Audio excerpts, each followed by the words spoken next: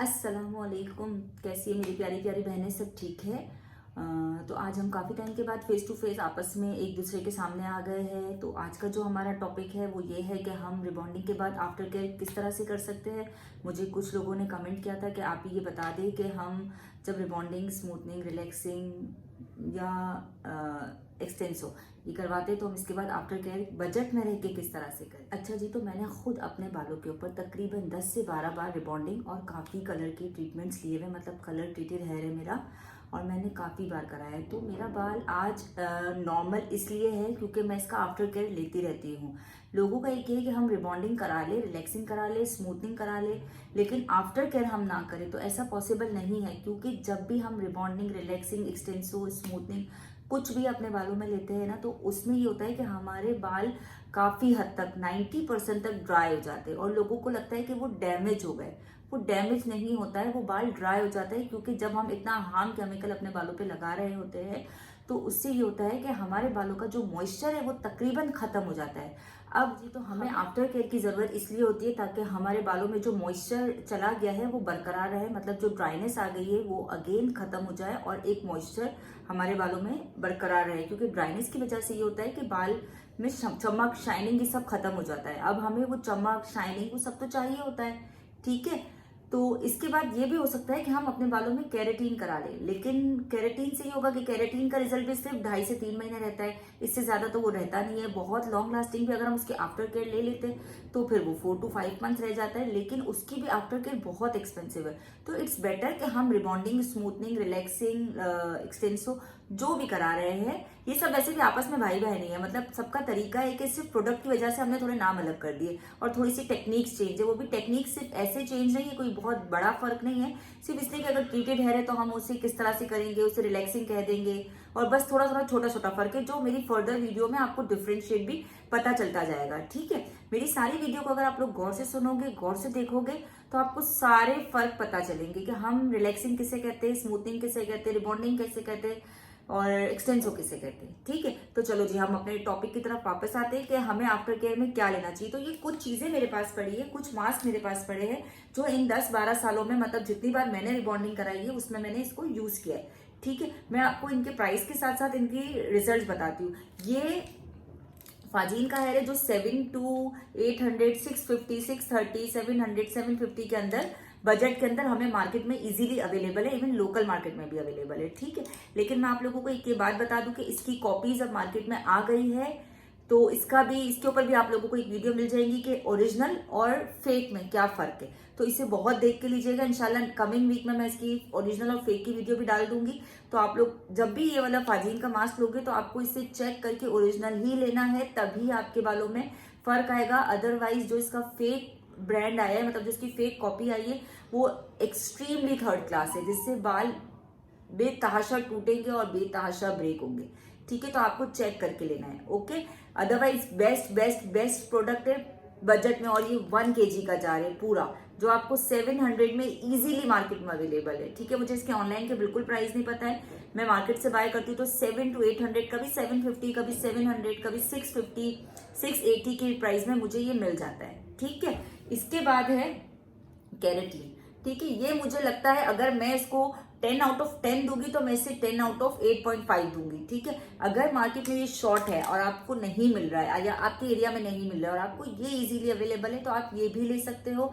ये भी ऑलमोस्ट 700-800 के अंदर का ही है, मतलब इससे ज्यादा महंगा नहीं है और ये भी तकरीबन 1000 mg है, ठीक है। 1000 ग्राम में तकरीबन 1 kg के बराबर है, ओके, सही है। इसके बाद है, इससे थोड़ा बेस्ट है जो है ब्रिमूड। ये भी मैं 10 out of 10 दूंगी। ब्रिमूड कंपनी का मास्क है, बेस्ट, ऑसम, ठीक है, ऑसम मास्क मैं इसे कहूंगी।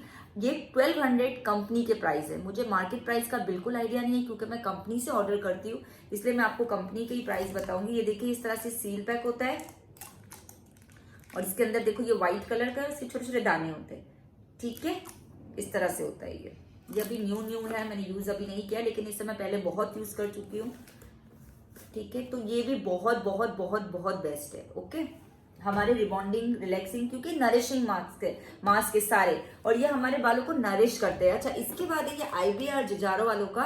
IBR एक न्यू कंपनी आई है, मेरे, या हो सकता है मार्केट में ये पहले से हो, मेरे पास इसका थोड़ा टाइम पहले ही आया था, लाइक 1.5-2 महीने पहले ये लोग आए थे मेरे पास, और मैंने इस कंपनी से ये वाला बाय किया था प्रोडक्ट। मैंने इनके और भी प्रोडक्ट बाय किए थे, बट इनका ऑसम ऑसम ऑसम प्रोडक्ट है, बेस्ट प्रोडक्ट है। अगर मैं 800 का ये ले रही हूँ तो ये मुझे 1800 का जार मिला था।